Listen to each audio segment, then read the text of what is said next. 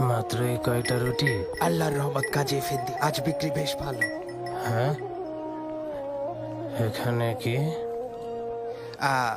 এটা এগুলো গতকালের বাসি রুটি, পশুদের খাওয়াবো বলে রেখেছি। এখনো বেশ গরম দেখছি। আমার মনে হচ্ছে তোমার পশুরা খুব ভাগ্যবান। ফিরিঞ্জি এফেন্দি, এটা মেপে দেখো।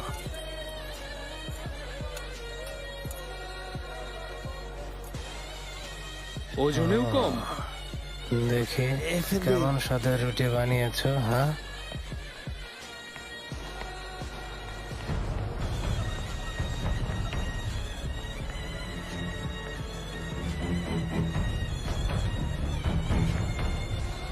গমের আটায় আবার জবের আটা মিশিয়েছ।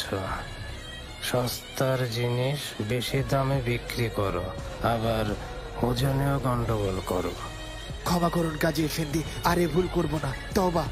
উম্মতে মুহাম্মদ হয়ে তুমি আইন অমান্য করেছ, সেই সাথে ক্রেতাদের সঙ্গে প্রতারণা করা অনেক বড় গুনাহ ফিরিঞ্জি এফেন্দি।